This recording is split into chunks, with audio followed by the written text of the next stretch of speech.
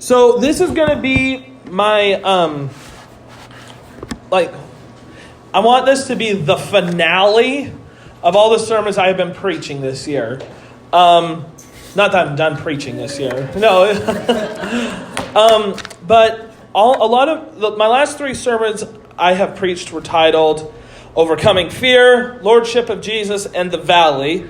And today I want to speak about the goodness of God. And the reason why I'm wanting this to be the finale is because everyone knows it is that this year I experienced something I had never experienced before, and that was anxiety, right? We all know that's the story. I was at one of the Bible studies crying, and Mom's looking at me like, what's going on? I'm like, I don't know, I'm just crying. I don't know what's going on over me. I'm just crying, okay? Something's going on, and I don't know what it is. And during this whole thing, this thought came into my mind, and I've been saying it, and it's actually been really powerful to a lot of people. And they have said, like, I've actually heard them use this, like they think about it. And it's fear and faith have one thing in common, and that is they ask you to focus on something unseen.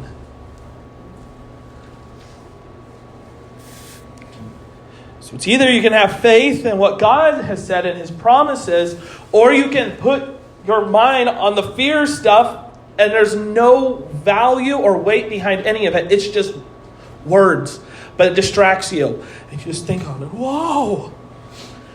And so in the midst of my anxiety, and I'm being honest, my faith was shaken. I wasn't going to walk away from God, but it was so difficult, praying every day for something to be taken away from you, and you're still struggling to breathe. You're still being overwhelmed with thoughts that aren't your own. And I sat there and I just was like constantly crying out, and God, why is this happening? I've prayed for people and they get healed like that. Why can't I pray for myself and get healed just like that? What is going on? And so I was being challenged in my faith. But I'm really glad I went through it to an extent, even though I hated it. It's because I have gotten so much stronger with the Lord and trusting in Him that when I do experience a bad time, He's faithful. And so anxiety is fear, and fear is a liar. And I want to tell you a little short story. And it's really funny, okay? So I'm having the anxiety, right? And it's causing my body to just react in the most outrageous ways. And we were at the movie theater, and I was eating my popcorn. And for some reason, when I was with a group of people, the anxiety would pick up. And I was just sitting there, just shaking. And all of a sudden, I felt like I had the urge to puke. So I went and puked. And then there was a little bit of blood that came out. And all of a sudden I was like, oh my gosh, I'm going to die here. And so we went to the emergency room, and I call him the sassy Italian. He was just some guy. He was just some doctor. I don't know his real name. He's just the sassy Italian. And so I went in there, and he was like, do you think you have stomach cancer? No. Why? I'm like, oh no. And then he's just, do you think you have that? No. Has your poop been black? No. And he's like, okay, you're good. And then he's like, it's okay. And so then he went, I'm going to give you this pill, though. I want you to take this. Because it turned out I was having really bad acid reflux. So they gave me Prilosec OTC. And all I could think of is, Prilosec OTC. Larry the Cable Guy. And I sit there and I take the Prilosec. And then he goes over to Vania and he's like, listen, he's just dealing with anxiety. You just got to take it easy. Don't let him get too worked up. He'll be fine. So then we went along our way. But he did say I had to get a blood draw, right? And so then I went to get this blood drawn, and there was a protein in my blood. And then the guy was like, I've only seen this sometimes, and it could be cancer. And I was like, oh my God, I have cancer. And Vania was like, what would happen if Caleb had a shaved head and everything, all this stuff. And then, and so then what ends up happening is there's nothing. Oh, I'm sorry, Apollo. I will never shave my head. Don't worry. And so then we looked up what the protein was. After it was like, oh, there was nothing wrong. But I'm like, but why was that protein in my body? Here's the funny part. It's usually only found in pregnant women.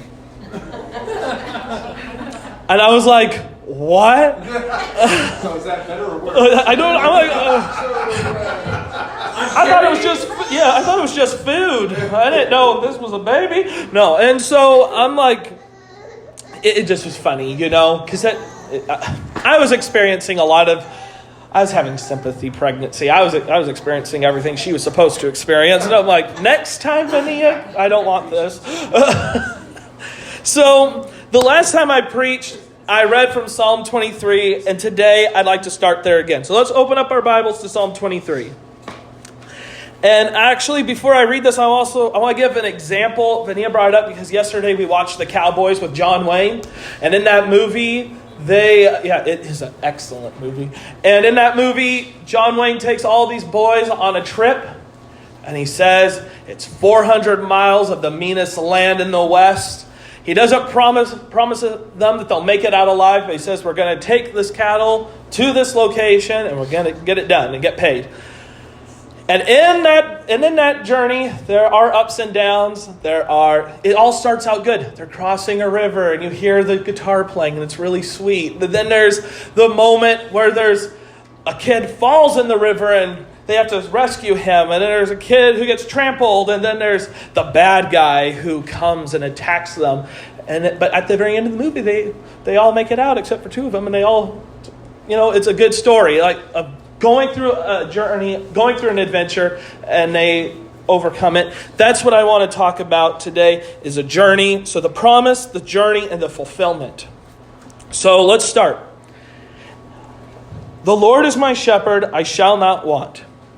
He makes me lie down in green pastures. He leads me beside quiet waters. He restores my soul. He guides me in the paths of righteousness for his name's sake. Even though I walk through the valley of the shadow of death, I fear no evil, for you are with me. Your rod and your staff, they comfort me. You prepare a table before me in the presence of my enemies. You have anointed my head with oil, my cup overflows. Surely goodness and loving kindness will follow me all the days of my life, and I will dwell in the house of the Lord forever. And one thing I really loved when I had preached that sermon, and you guys were giving me feedback, was that not all of this, the green pastures, the quiet waters, and the valley of shadow of death, and the table before the enemies, it's all part of the path of righteousness. It's not separate one from the other. It's all the same path. And what I love about that is that even though the path of righteousness cuts through that, none of those define the righteousness of God, because God is just righteous. But this stuff is what you walk through, and you're going to build your life, or whatever. Your character gets built through this, in my view of how I'm seeing it. So let's go to Genesis 15. And this is the promise. Now this, I'm giving this as an example of just as I'm wanting to say. But I like it. So Genesis 15, verse 4 through 6. This is the promise. Then behold, the word of the Lord came to him, saying, This man will not be your heir, but one who will come forth from your own body, and he shall be your heir. And he took him outside and said, Now look toward the heavens and count the stars, if you are able to count them. And he said to him, So shall your descendants be. Then he believed in the Lord, and he reckoned it to him as righteousness. So this is what I'm trying to say, that this is the promise of God. In Psalms 92:15, it says, To declare that the Lord is upright. He is my rock, and there is no unrighteousness in him. So with that being said, why would God promise something and not keep it? Anyone? Why wouldn't God keep his promise? Is God a liar? What? Let's all say it. Is God a liar? Is God a liar? No, don't say that. Is God a liar? Say the answer. You all know what I'm looking for. Is God a liar? No. Okay. Gosh, Austin.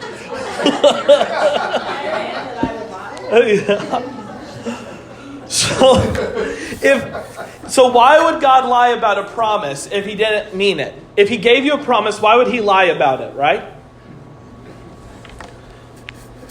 The journey. This is the important part, as I was saying. There is no great story. No great story has no middle without trials or tribulation. I mean, like, have you ever read a book, an action book, where the hero gets told, well, we need you to get the codes to stop the nuclear attack by the enemy country. And then all of a sudden, they just got it. And there was nothing. There was no tribulation. There was no trial. There was no pushback from the enemy. It was just kind of, oh yeah, here's the codes. And there they got it.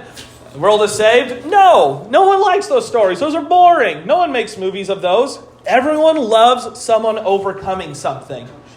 Everyone loves to see someone overcome the adversity brought up against them. That's why we like these shows of like America's Got Talent. Name some other ones. At the time, American Idol was one of them. But it's all about someone who has a backstory. And I was here, this happened to me, but now I'm here. And I'm going to show to you all that I'm a great singer. And then they blow everyone's mind. In my opinion, this part is what builds character. It doesn't define who you are, but it builds your character. It's the one that it makes you tough. Like, I can go through this. You have character. So let's go to Genesis 16, 1 through 4.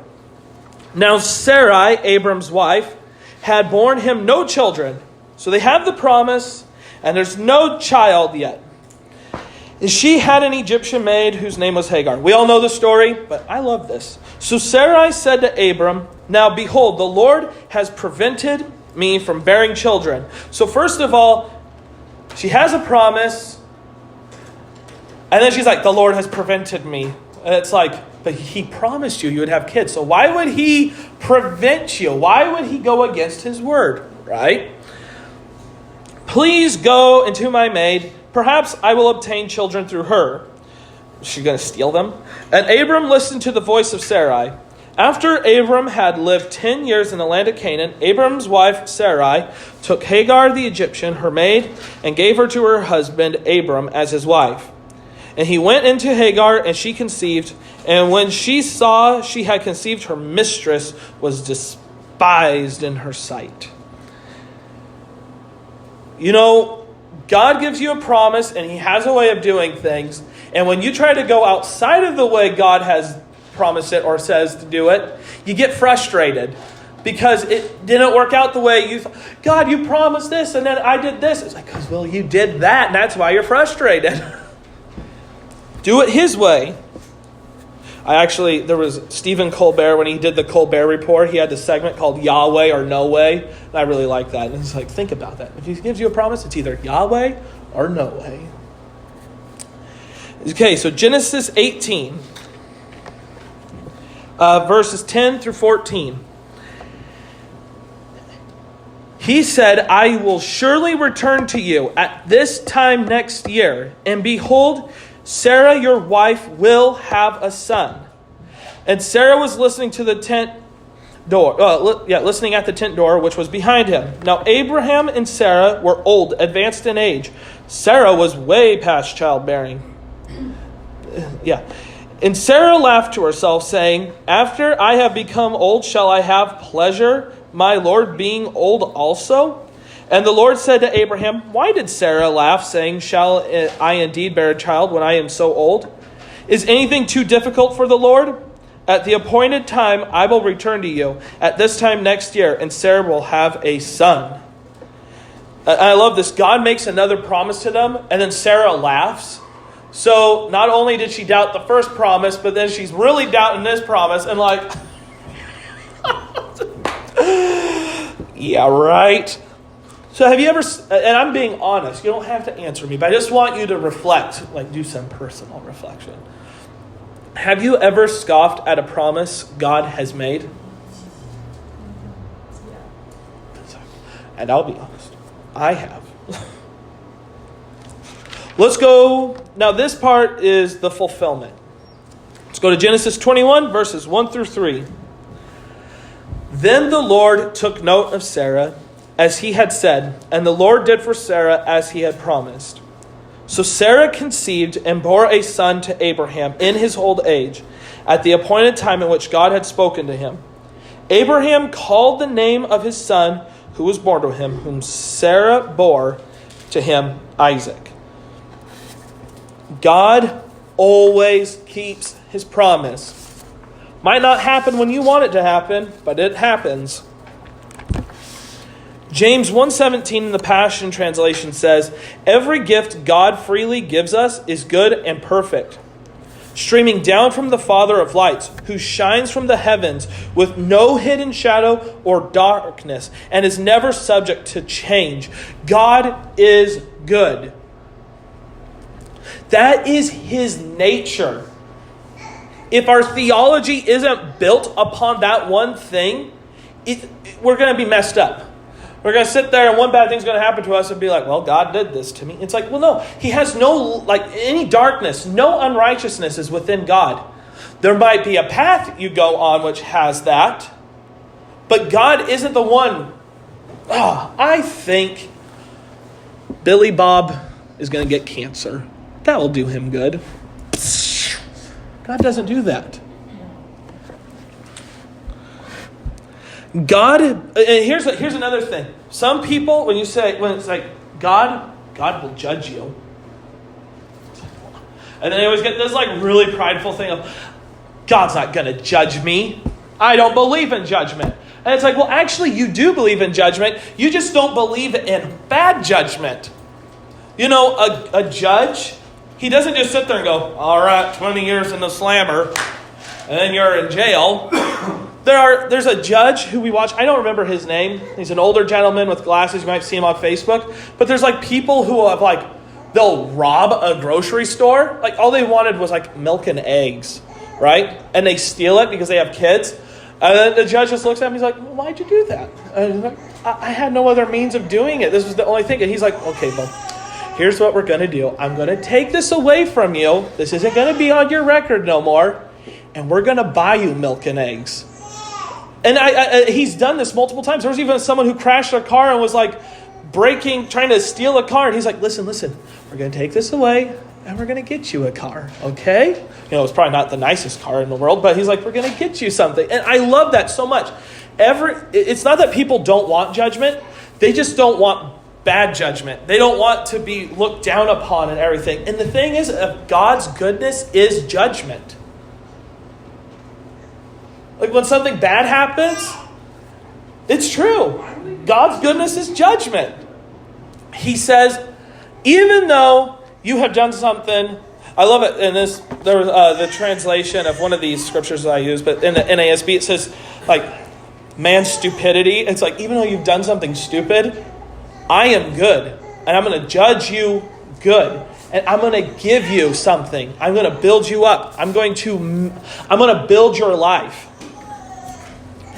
So his judgment to Abraham and Sarah, okay, wouldn't you think this, in a man's point of view? So Abraham and Sarah are attempting to have a child, and so they have a child outside of his promise.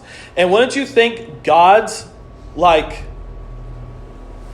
for a man, I would be how dare you try to do something outside of me? You're not getting it now. It's almost seems like that's right. That serves them right. But no, instead of God taking away his promise, because God isn't a liar and he isn't someone who has darkness in him to even take back, his judgment was to be good and do what he said he would do.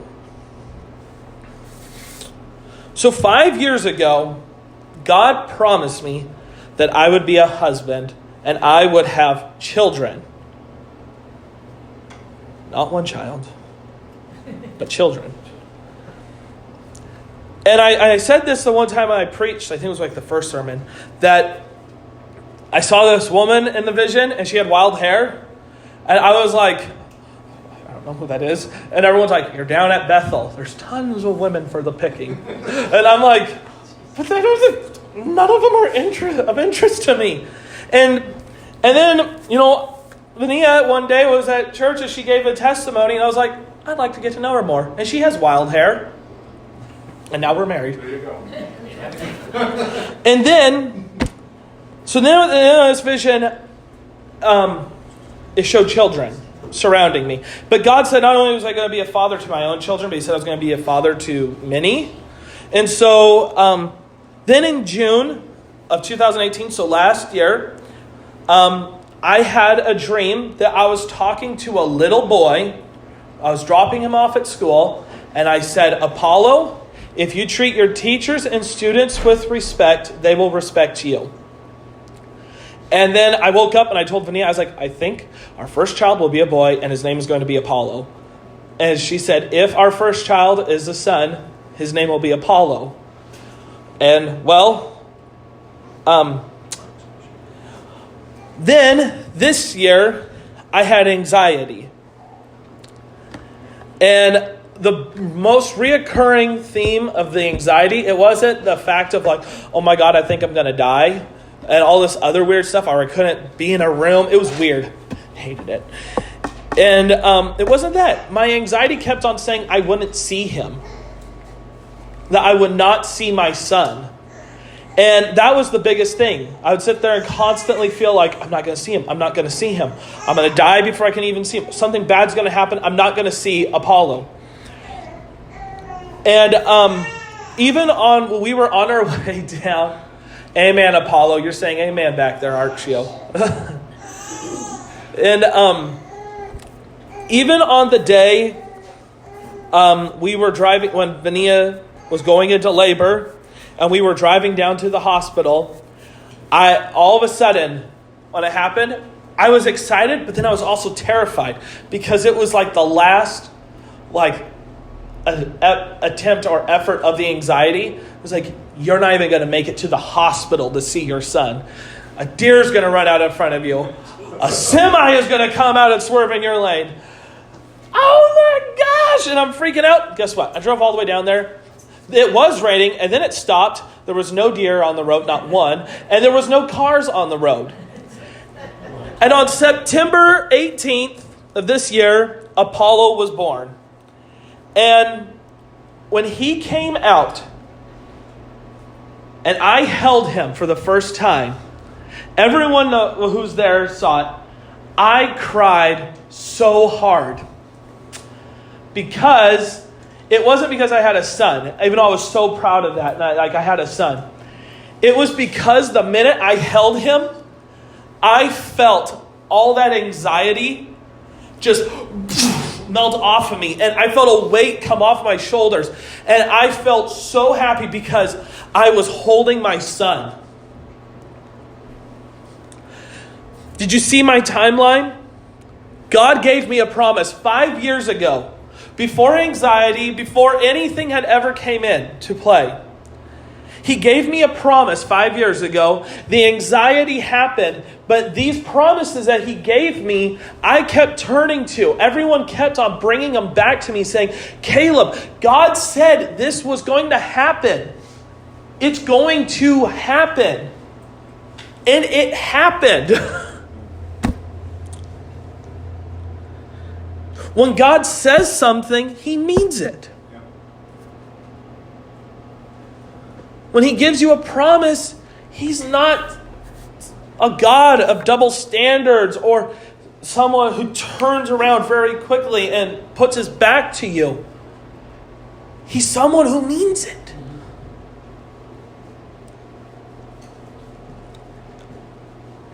Amen? Amen.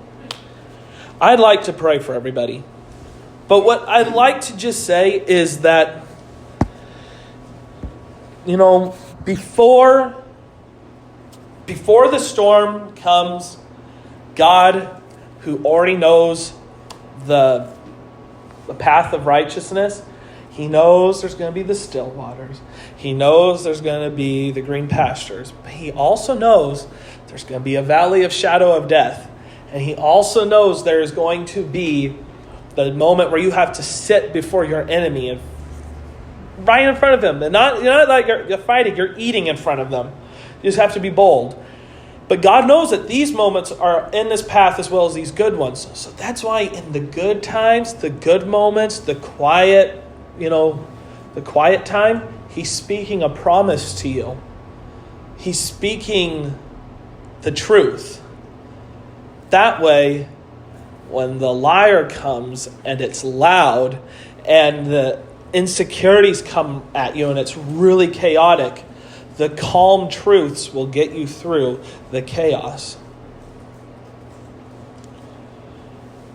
And so I just want to pray for everyone.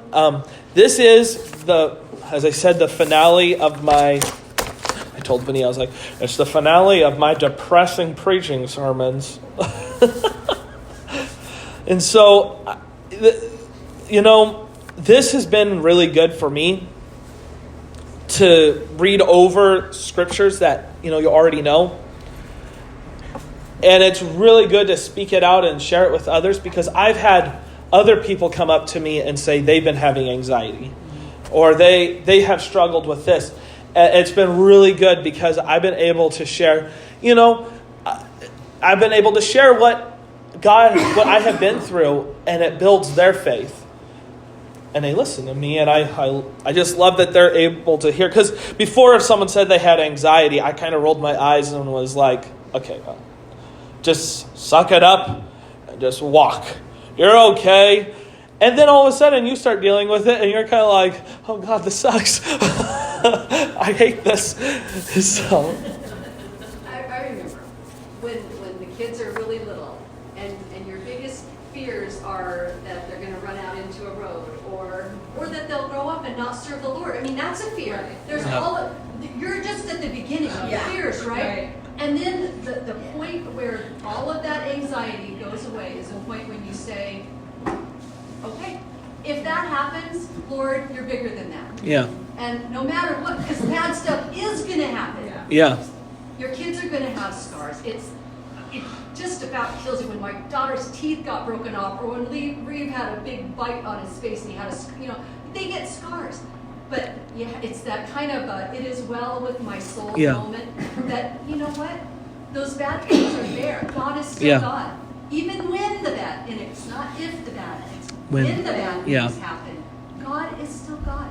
Yep. And every minute that you have, praise God, I have this minute, because I might not have that minute tomorrow. That's right. Yeah. It's okay. That's right. And when you finally say, it's okay that this is going to happen, your anxiety Yeah. will pop. And that's just part of, so I don't want it to happen. So let's all stand up. And let's say okay and breathe. Okay. It actually feels really good to breathe when all this bad stuff happens. And so I want to pray and just encourage everyone. And then we're good to go. I guess you didn't really preach my sermon. You just said some things that were part of it. That's how it should work. You were like, the promise. I'm like, and the fulfillment. Oh my goodness. Okay.